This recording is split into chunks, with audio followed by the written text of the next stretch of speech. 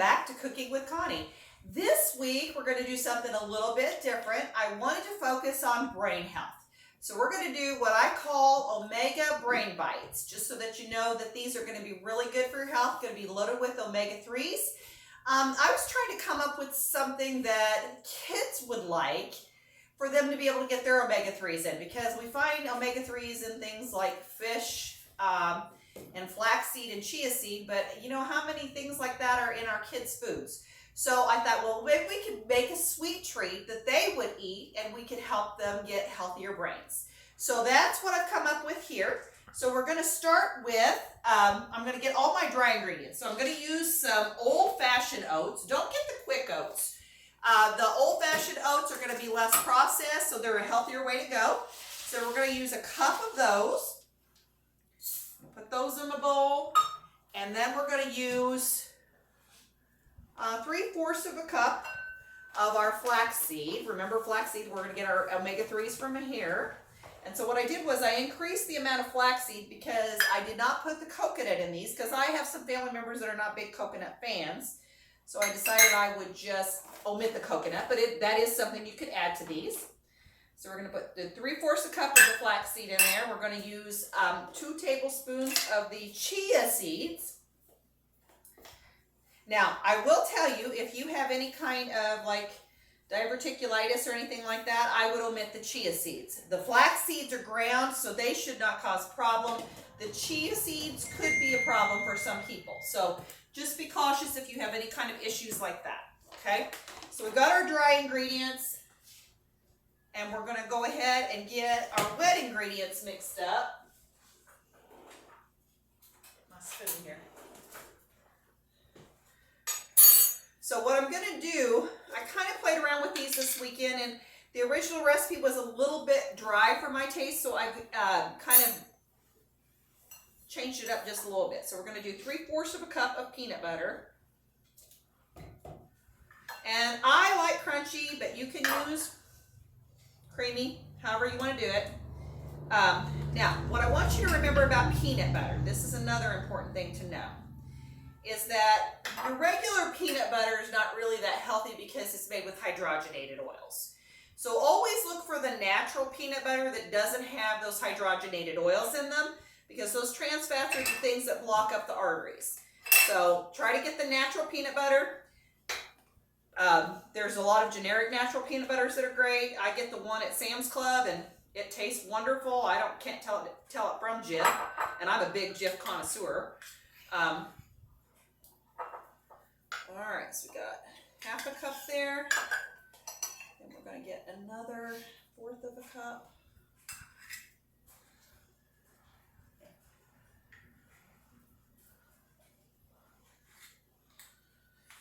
And the one thing I didn't do this weekend that I'm going to do today is to put my kind of liquid ingredients in the microwave for just a short period of time.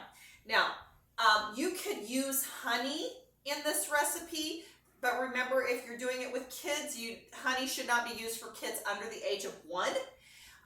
Or I'm going to be using this Chalk Zero maple vanilla flavored syrup, and so it doesn't have any it's sugar free. So I'm going to use this. You could also use regular maple syrup. So there's a lot of variations you could do with that, and we're going to use 1/3 of a cup of it. So here's the 1/3 cup.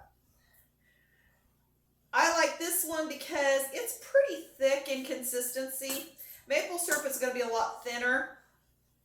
So this kind of has more of a honey consistency, so that's kind of why I went this route with it rather than just a plain maple syrup. But I do like pure maple syrup, and I think it's okay to use. I mean, it just depends on the audience you're preparing it for and how low in sugar you want it to be. So I'll put that in there. And then I'm going to add 4 tablespoons of my coconut oil. Again, just to kind of give me that to where I can get all that mixed up. And remember, when you're looking at coconut oil, it should be solid at room temperature. Now, if it gets hot in here and say it's 75 degrees, you'll see this turn to liquid because it has a low melting point. But at room temperature, 70 degrees, you should coconut oil should be solid. You want to make sure you get unrefined coconut oil. So you want it fresh pressed, unrefined. The refined coconut oil is not what we're looking for.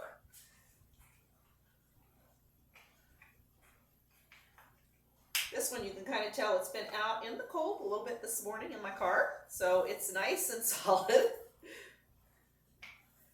And it's brand new because I forgot to bring my coconut oil from home.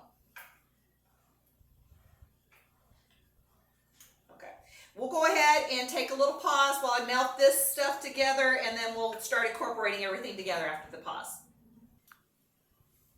All right, so what I've done, I took the peanut butter, the coconut oil, and the Chalk Zero syrup, and I microwaved that just for 30 seconds. I've got that stirred up, so it's a nice consistency here. And now what we're going to do is add it to our dry ingredients. And I'm going to do this before I put the chocolate chips in there because I don't really want my chocolate chips to get melty. And that's why I only did it for 30 seconds, just so it's not necessarily hot, but it's melted and more of a consistency that's going to be easier to blend in here. So we'll mix all this stuff together.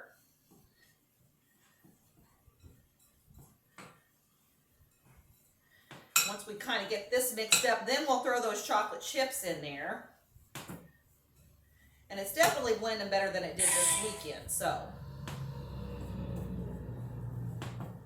Because I was using my hand to kind of get it all mixed up this weekend, so this is much better consistency. I think it's going to give us a lot better. I was having some trouble with the balls holding together, so I think we're going to be good with this combo. Luckily, I know a little bit about kitchen chemistry because that's kind of my sideline. And knowing how things work and how to blend stuff together. And once you kind of get the gist of that, and I'm going to take my rings off and I'm just going to put my hands in there. They're nice and clean. So, and that way we can kind of get this mixed up real good.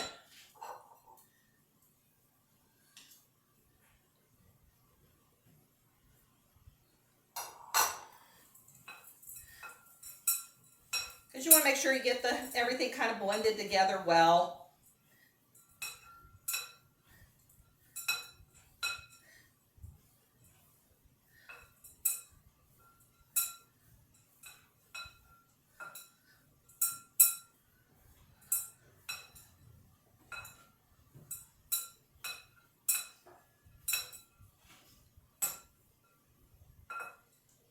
This is a lot better consistency than what I had this weekend, and I added just a few things and I melted it. So it definitely made it work a little better to stick together. So this is what it's going to look like. We're going to put it in the refrigerator for just a little bit. Then we'll bring it out, make it into balls, and show you what the finished product's going to look like. Hey, welcome back. Wanted to see our lovely, let me see if I get this right, Omega Brain Bites. So this is what they're going to look like when they're finished. Now, there's a couple of variations I want to talk to you about. I did tell you could use either smooth peanut butter, creamy peanut, or chunky peanut butter. I like the chunky.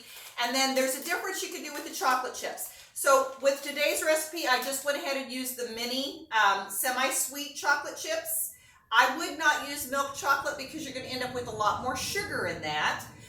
Or you could go, if you really are looking to really cut back on the sugar part of it, then you could always use that Lily's chocolate chips, the sugar-free, or the Chalk Zero has a great sugar-free milk chocolate or dark chocolate chip. So those are some of the variations you can do with this. Now, I think we've been sampling these and they're kind of addictive, and I think that my grandson's going to really like them too, so I'm going to send some down to him and hopefully find treats that the kids can have that will give them a lot of nutrition that's going to help them to their brains work to the best of their ability. So hopefully you guys have a great week. Remember to like, share, and subscribe, and we'll see you next week, and make good choices.